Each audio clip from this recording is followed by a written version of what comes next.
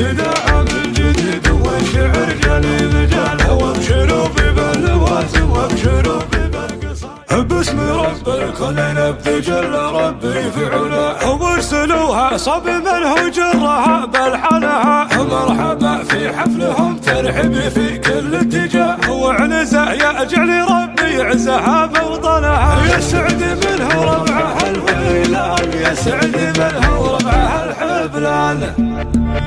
ابتداء من جديد والشعر جالي مجاله وابشروا باللوازم وابشروا بالقصايد شاعر يملا حضوره ويحتمي شيء لقال بكل منبر ما توقع حاضر بكل كاي شارب بحور الشعر والساحه الحد الثمان هو اللي قبل الفرايد وكهاجت كالفرايد هي قصيده موقتها يحطها في عرض حاله شالها صوت على الابداع مرهله وسايل المرحبا والمرحبا في حله رجال الشقاله عزوه الحملان والامجاد ما هي بالجدايل لعبه الجاسم تعلت بالفعول الكل طالع يا المرحوم انت والشعب النعم والطيب زايد حسين بن جاسم وورط صيته الافر عياله كسب الامداح طيب طيب نوش الشرايب في حفل مشعل ونوى في العذر مهل محاله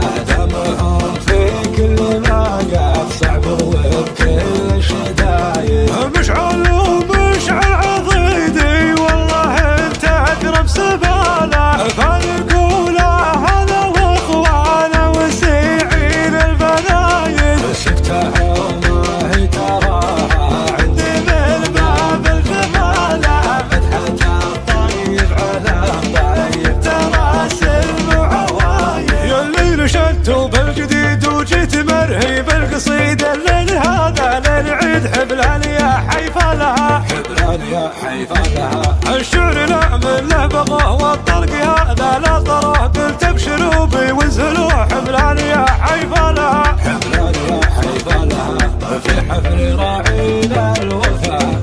جاهم الجمع ولفا وبالتراحيب اعتفا حبلان يا حيفا لها ترى الصدقه ما تبور عندي وفينا الشبور ثابت سنين وشهور حبلان يا حيفا لها اسمع نزاع وفخر اهل المراجل والسطار حسابي يحزم الظفر حبلان يا حيفا لها حبلان يا عز الرفيق ماره برقعتك واللي زبلها ما يضيع حبلان يا حيفا لها كان بالحكمه الصريح واللي يعاديهم جريح بلا اكبر من بدي حبلان يا حيفا لها ابتداء من جديد والشعر جالي مجاله وابشروا باللوازم وابشروا بالقصايد شاعر يملا حضوره ويحتمي شيء لقال بكل منبر ما توقع حاضر بكل كاي شارب بحور الشعر والساحه الحد الثمان هو اللي قبل الفرايد وكهاجت كالفرايد هي قصيده موقتها يحطها في عرض حاله شالها صوت على الابداع مرهله وسايل المرحبا والمرحبا في حله رجال الشقاله عزوه الحملان والامجاد ما هي بالجدايل لعبه الجاسم تعلت بالفعول الكل طالع يا المرحوم انت والشعب النعم والطيب زايد حسين بن جاسم وورط صيته الاخر عياله كسب